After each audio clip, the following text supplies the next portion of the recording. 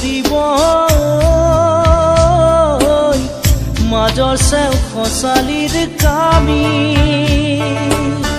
চাৰিজন মানুহে কান্ধত তুলি নিব চাৰিজন মানুহে কান্ধত তুলি নিব নৈৰ ঘাটলে বুলি মোৰ মনাই ঐ নৈৰ ঘাটলে বুলি